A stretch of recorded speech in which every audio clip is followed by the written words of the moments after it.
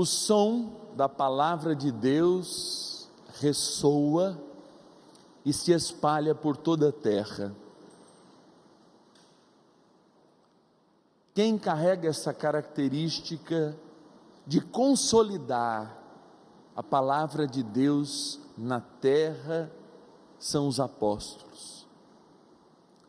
Por isso que todas as vezes que assim celebramos um dos apóstolos, no caso hoje dois, São Simão e São Judas Tadeu, nós não celebramos só a intercessão e a poderosa intercessão, por exemplo, de São Judas, como o grande intercessor daquelas causas que parecem impossíveis e que ajuda a nação flamenguista espalhada por todo o Brasil e por todo o mundo como seu padroeiro. Mas nós celebramos sobretudo, e eu repito, celebramos sobretudo os passos dados por Simão e Judas Tadeu até o Oriente, quando, assumindo o martírio, e por isso o padre se veste de vermelho, é a cor litúrgica hoje, não renunciaram nenhum só instante pregar com a vida a palavra de nosso Senhor Jesus Cristo. Mas mais que isso, garantir como testemunhas oculares os acontecimentos de Jesus, as maravilhas que Jesus pode fazer na vida do seu povo, as transformações, as curas, as renúncias, exorcismos contra tudo aquilo que existe de mal. É esse Senhor que prega na voz dos seus apóstolos. É esse Senhor que nutre o mundo, porque de uma vilinha, de um lugar pequeno, simples que era Israel, saiu a grandeza que é o nosso Salvador. Do lado da cruz, do coração transpassado de Jesus, nasce a igreja, responsável por fazer o quê? Aquilo que o padre disse no começo: redesenhar em meio ao mundo do pecado, redesenhar em torno de um espírito pagão, o caminho de volta ao paraíso. Essa é a bandeira com cor de sangue que os apóstolos levantam para que o povo de Deus de novo reconheça, e nisso eu digo que todos, os seres humanos devem reconhecer em Jesus Cristo o caminho, a verdade e a vida. Essa é a nossa profissão de fé.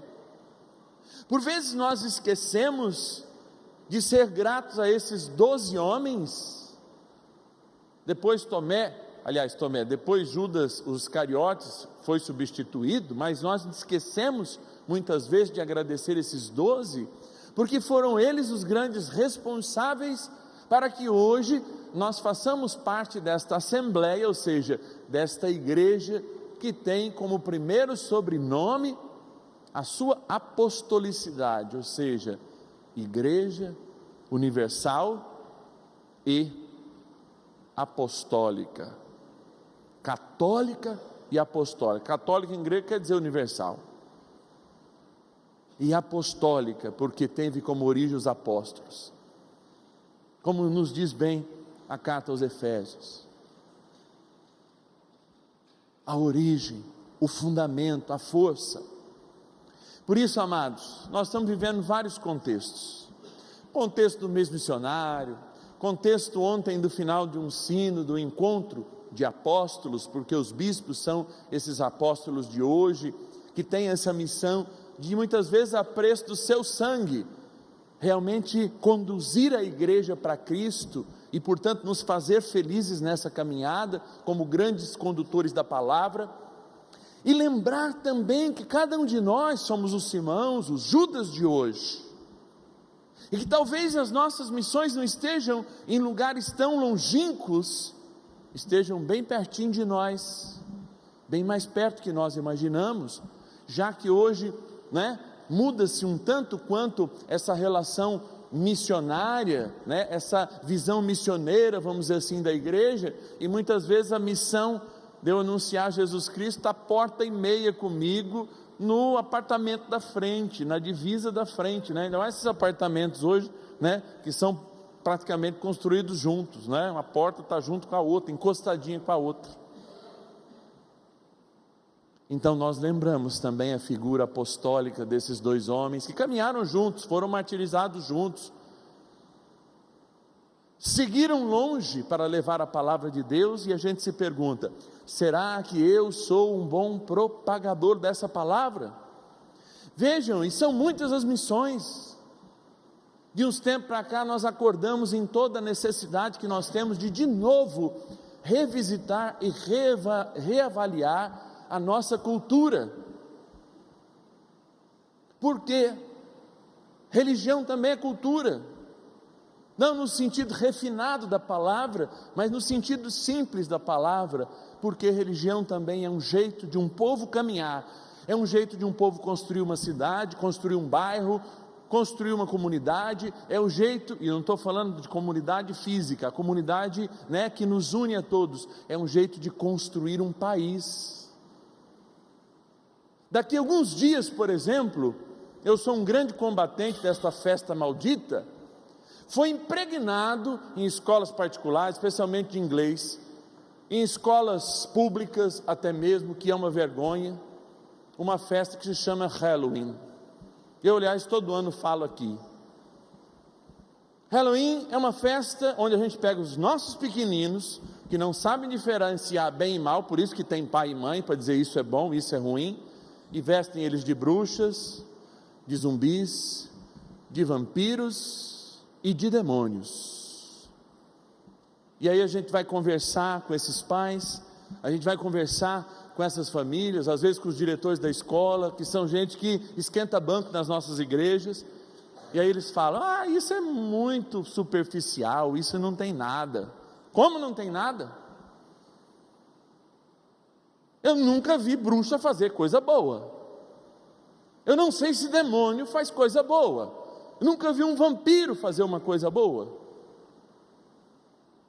Agora, no outro dia, essa é uma festa pagã, e eu, esses dias, conversando com um amigo meu, que tem uma franquia de uma escola de inglês, eu falei assim: por que vocês não fazem o dia de ação de graças? Terceira quinta-feira, é o maior feriado dos Estados Unidos, né? Da cultura norte-americana, sobretudo. Por que vocês não fazem essa festa de ação de graças, em vez de colocar os filhos daqueles que pagam vocês para ensinar, para desaprender o que é coisa boa e o que é coisa ruim? E a gente precisa saber que uma coisa é uma coisa e outra coisa é outra coisa. Então, quando a gente fala isso, nós não estamos falando como profeta, nós estamos falando como apóstolos, que tem que seguir um caminho e tem que orientar o povo a não acabar com esse caminho. Na minha paróquia, padre, o que o senhor faz? Eu faço no dia 1º, o dia de todos os santinhos. Quem for lá em Votuporanga, na paróquia do Senhor Bom Jesus, vamos ter uma festa, um concurso, com mais de 40 crianças, vestidas desde Santa Melissa, que eu nem conhecia, né? A Santa Maria Gorete, Nossa Senhora disso, daquilo, daquele outro, porque é disso que os nossos filhos têm que estar vestidos, de santos, e não de demônios. Isso é missão hoje. Por isso estejam atentos, pais e mães, não permitam, por amor aos seus filhos, mas em primeiro por amor a Deus, que eles se vistam e se transvistam de coisas que não edificam e que não levam ao céu. Isso é ser apóstolo, é elogiar o que precisa ser elogiado, é atacar o que precisa ser atacado, especialmente do ponto de vista cultural. E isso eu estou falando de uma das enormes, que é enorme hoje, mas uma das inúmeras culturas ou influências culturais que a gente recebe de fora e nem pensa. A pergunta que eu faço: por que não celebrar o dia de ação de graças e valorizar tanto o dia das bruxas? Por que nós católicos ficamos parados, não falamos nada? Por que cada paróquia do Brasil não tem uma festa para enaltecer então todos os santinhos? A proposta aos meus irmãos padres. Então, talvez esteja na cultura, muito perto de casa, que a gente faz de maneira inocente, e eu sei que muitos fazem isso de maneira inocente, mas é inocente para nós, para o outro não. Eu não quero um filho meu, no futuro, que se vestiu de pequeno, achando o diabo um parceiro legal. Nenhuma bruxa. Nem menos um vampiro, ou mesmo um Walking Dead lá, um zumbi. Não. Eu quero meu filho próximo do Evangelho, derramando seu sangue para ser um bom pai, uma boa mãe, para criar uma cultura de vida, uma cultura de transformação, uma cultura que olhe os que sofrem. Essa é a cultura que faz a gente voltar ao paraíso. E a gente aprende cultura desde pequeno. Eu quero ser feliz, mas a gente sabe que felicidade não é uma coisa que nasce do dia para a noite, e que nem é perene nessa vida. A gente tem que estar sempre limitado, a gente se limita a momentos de felicidade, e talvez isso na cabeça da gente fala, isso não vale a pena, não vale a pena entrar nessa briga. Imagina se os apóstolos achassem que não valia a pena continuar o projeto de Jesus, nós não estaríamos aqui. Então foi por causa desses homens, dessas mulheres, que nós hoje podemos contar com a presença do crucificado, ressuscitado no nosso meio, porque ele foi o alimento que os incentivou a enfrentar o Oriente, a enfrentar o mundo grego, o mundo romano, o mundo do norte da África, para falar do crucificado que ressuscitou e encontrar nele o caminho, a verdade e a vida. Eu creio que todas as vezes que a gente celebra um apóstolo, a gente celebra um voltar às origens. E dizemos para nós mesmos: Senhor, eu quero seguir essas marcas de sangue que fizeram homens e mulheres entregarem a sua vida para que nós fôssemos felizes hoje ao reconhecer que temos um Senhor, um Deus que nos ama, um Deus que tem amor ciumento por cada um de nós e está bem mais perto de nós do que eu e você imaginamos.